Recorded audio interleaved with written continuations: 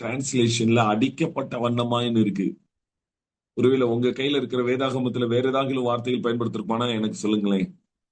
Okay, அப்ப Roshan brother கையிலயும் அப்படிதான் இருக்கு இல்ல. ஆறாவது வசனம் பிரதர், ஆறாவது வசனத்துல அப்பொழுது இதோ அடிக்கப்பட்ட வண்ணமாய். அடிக்கப்பட்ட வண்ணமா இருக்கிற ஒரு ஆட்டுக்குட்டி உங்ககிட்டயும் சிங்காசனம். அப்படிதான் இருக்கு இல்லையா? ஸ்ரீலங்கன் டிரான்ஸ்லேஷன்ல வேற ஏதாவது மாடுலேஷன் இருக்கா? Many of people are Sri Lankan பீப்புளா இருக்கிறீங்க. I want to know. நானும் தெரிஞ்சுக்க விரும்புறேன். உங்க கையில வேற ஏதாவது டிரான்ஸ்லேஷன் இருக்காமா? இல்ல பாஸ்டர். அப்பொழுது இதோ அடிக்கப்பட்ட எண்ணமா இருக்கிற ஒரு ஆட்டுக்குட்டி அடிக்கப்பட்ட சிங்காசனத்தில். வண்ணமாய் இல்ல.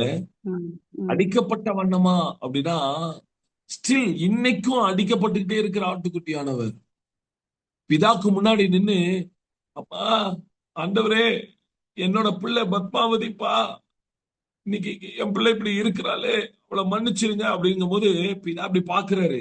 எதுக்கு நான் மன்னிக்கணும்? எத்தனை வாய்ப்பு கொடுத்துட்டேன் தெரியுமா? அப்படிங்கும் போது இயேசு அந்த பச்சை ரத்தத்தை தான் உடம்புல இருக்கிற இன்னும் காயாத அந்த ரத்தத்தை இப்படி எடுத்து, இந்த ரத்தத்துக்காக மன்னிச்சிருங்களே.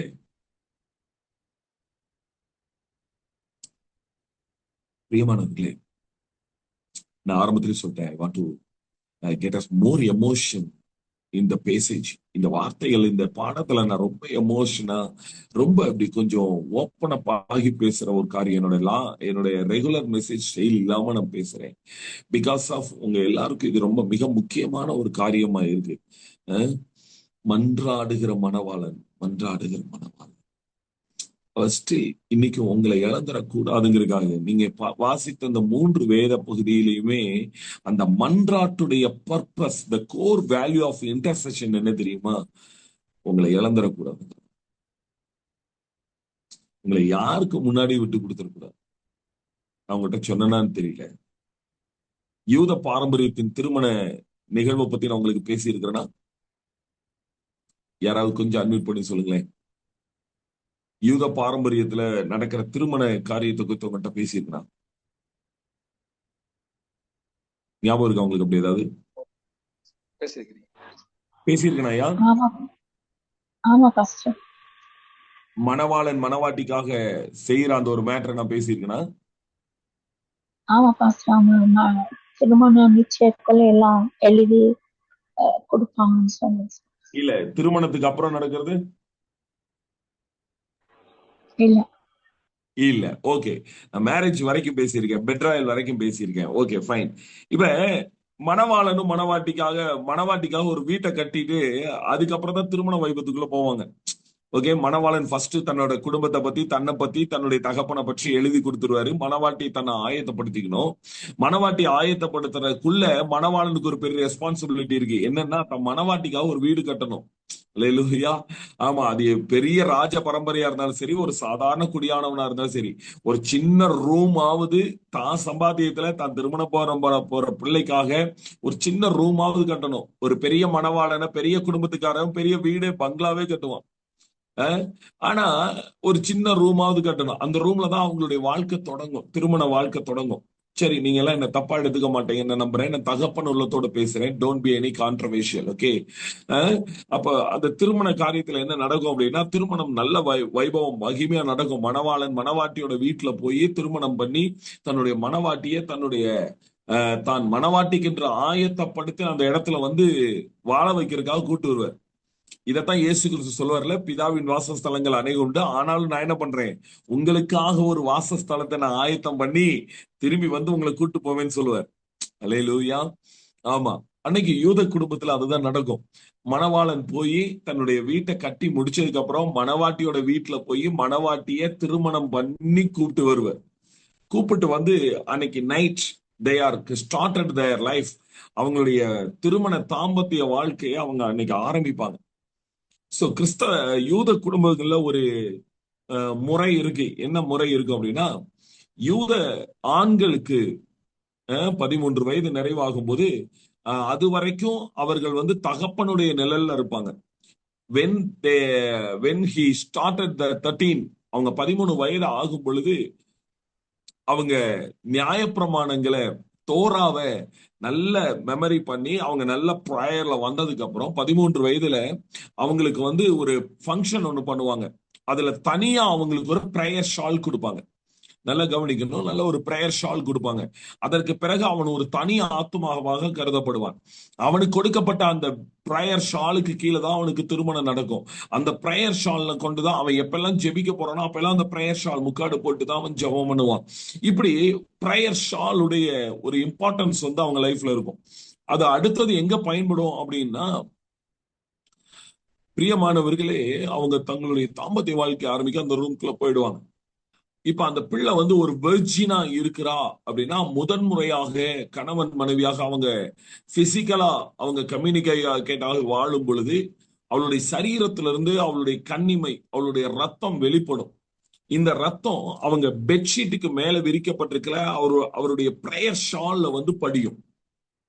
அவங்க பெட்ஷீட்க்கு மேல இந்த பிரேயர் ஷால் இருக்கும். அதன் மேலதான் இவங்க திருமண வாழ்க்கை தொடங்கும்.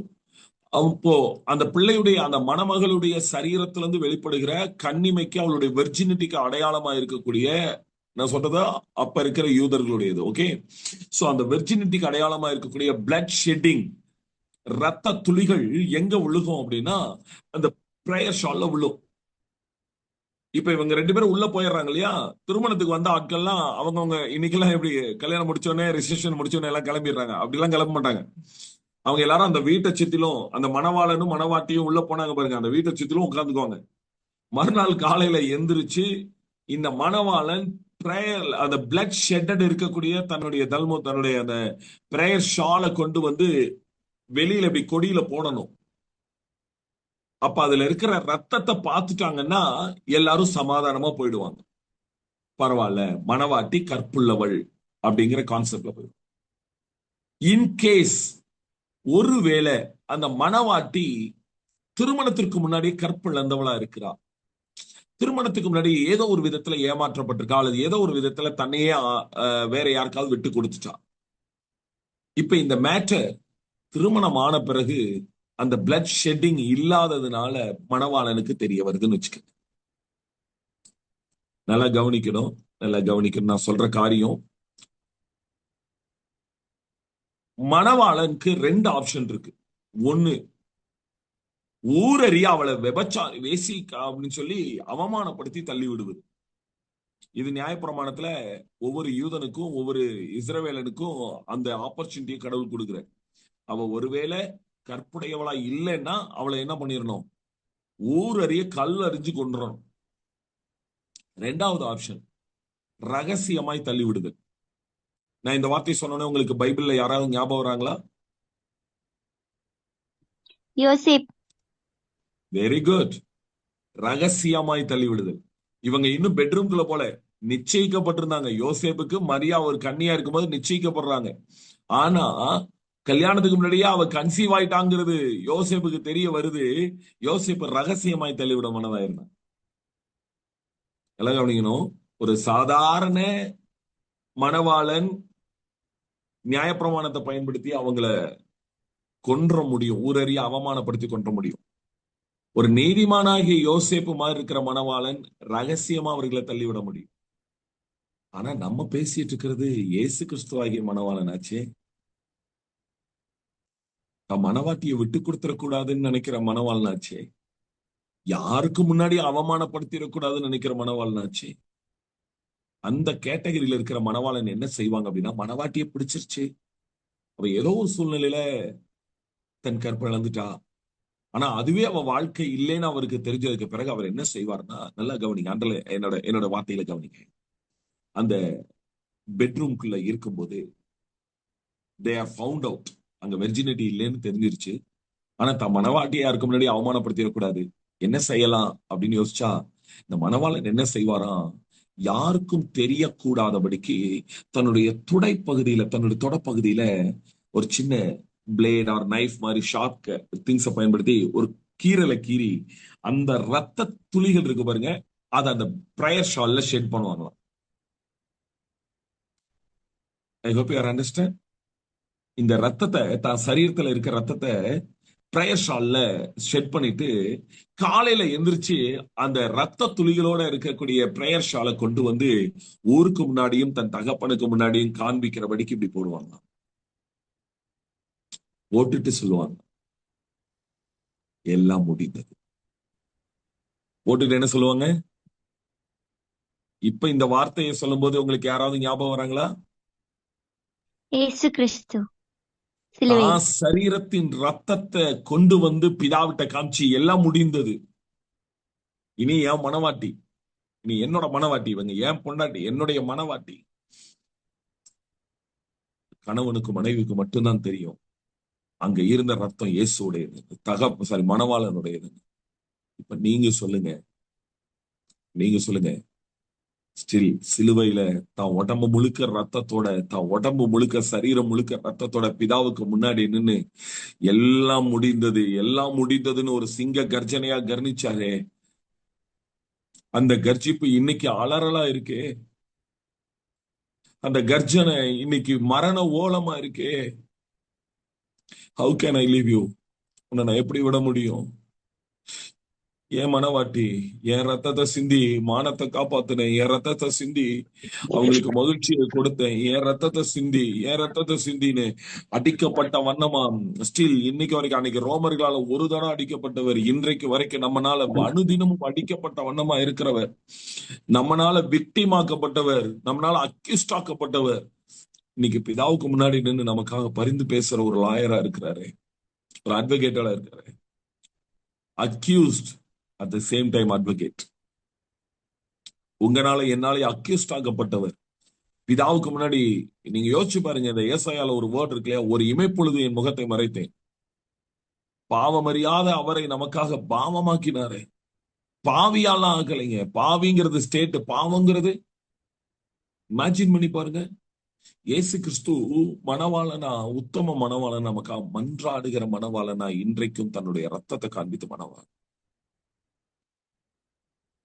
நம்ம அவர் ரத்தத்தினால சொந்தமாக்கப்பட்டிருக்கோம். அப்போஸ்தலன் பவுல் திரும்ப திரும்ப எழுதுவார், நாம் கிரயத்திற்கு கொல்லப்பட்டிருக்கிறோமே, நம்ம கிரயத்துக்கு கொல்லப்பட்டிருக்கிறோமே. யாரை நாடி பிரியப்படுத்த போகிறோம்? யாருக்கு பிரியமா நம்ம வாழ போறோம்? மனுஷனை நாடி அவனை பிரியப்படுத்துறதுக்கா போதிக்க போறோம்? யாரை பிரியப்படுத்துறதுக்கு ஊழியம் செய்யறோம்? யாரை பிரியப்படுத்துறதுக்கு காம்ப்ரமைஸ் பண்றதுக்கு இந்த வாழ்க்கை இப்படி ரெண்டு நிலைமையில வாழ்ந்து கொண்டிருக்கிறோம்? நீங்க மட்டும் வேணுங்கிறதுக்காக தன்னுடைய எல்லாவற்றையும் விட்டு மணவாளன் மன்றாடி கொண்டிருக்கு. எனக்கு ரொம்ப ஆச்சரியம். இந்த 13வது லூக்கா 13வது அதிகாரத்துல ஒருவன் தன் அத்திமர தோட்டத்திலே அத்திமரத்தை நட்டிருந்தான். கரெக்டா? உங்க பைபிள் அப்படி இருக்கா?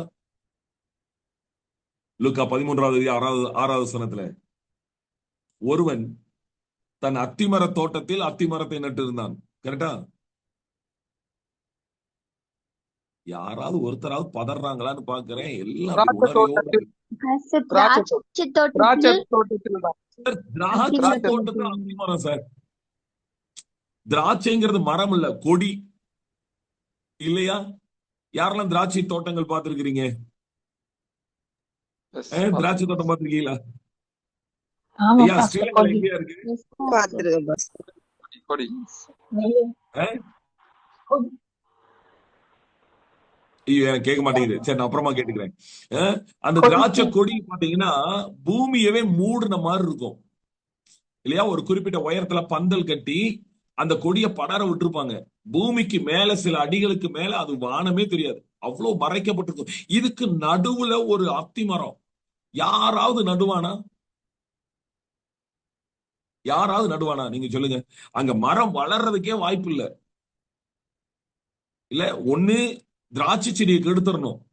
ஏன்னா அத்திங்கிறது மரம், ஒரு பெரிய மரம் மாதிரி, ஆலமரம் மாதிரி ஒரு பெரிய மரம். அது அத்தி மரம்ங்கிறது நம்ம வேப்ப மரம் மாதிரி ஒரு பெரிய மரம், நல்ல வேர் விட்டு வளரும். திராட்சை செடிகளை அழிச்சுதான் அந்த மரம் வளர முடியும். ஆனா பாவம், அது நல்ல மரமா இருந்திருக்கு பாருங்க, எதையும் அழிக்கல, தானும் வளரும். ஓநாய் கூட்டத்துக்குள்ள யாராவது ஆட்டை அனுப்புவாங்களா? இருக்கீங்களா? ஓநாய் கூட்டத்துக்குள்ள ஆட்டை அனுப்புவாங்களா? திராட்சை செடிகளுக்கு நடுவில், திராட்சை கொடிகளுக்கு நடுவுல அத்தி மரத்தை நடுவாங்களா? ஆனா அங்க ஒருத்தர் நட்டாரு. திராட்சை செடி பாட்டுக்கு இருக்கட்டும், அத்திமரம் அதோட பலனை கொடுக்கட்டும். சுத்தி எல்லாரும் கேடு கெட்டவங்க தான். சுத்தி நீ பாபிலோன்ல தான் குடியிருக்கிற மகளே, ஆனா உன்னை நீ விடுவித்துக்கொள், பிற்பாடு மகிமை உண்டாகும். நீ பாபிலோன் நடுவுல தான் குடியிருக்கிற. அன்பார்ச்சுனேட்லி உன்னை யாரும் கம்பல் பண்ணல, நீ தான் வில்லிங்கா குடியிருக்கிற. நீ உன் மேல இருக்கிற கட்டுகளை அவிழ்த்து விடு, நீ உன்னை விடுவித்துக்கொள், பிறகு மகிமை உண்டாகும். ஆமென். வராது. அல்லேலூயா. பிரியமானவர்களே, அவன் திராட்சை தோட்டத்துக்கு நடுவுல ஒரு அத்திமரம் இருந்துச்சு. திராட்சை பழங்கள் கனி தர்றதுக்காக அத்திமரம் கனி தரணும்னு வெயிட் பண்ணலைங்க. கிட்டத்தட்ட 3 இயர்ஸா வெயிட் பண்ற. 3 இயர்ஸா வெயிட் பண்ணி அத்திமரம் அதோடைய பீரியட்ல அது கனி தரணும். ஒவ்வொரு மரங்களும் தன் விதையை, தன்னுடைய ஜாதியின்படி, தன்னுடைய விதையின்படி, அதோடைய காலத்தின்படி அது கனி தரணும். வருஷத்தின் 365 நாளும் கனி கேட்கல. ஓம் பீரியட், நீ எழும்ப வேண்டிய நாட்கள், நீ எழும்பி கனி கொடுக்கணும். நீ கர்த்தரால பயன்படுத்த வேண்டிய காலம் இது, நீ பயன்படப்படணும். ஆனா நீ பயன்படுத்தப்பட முடியாத இடத்துல உட்கார்ந்துகிட்டு இருக்கிற. நீ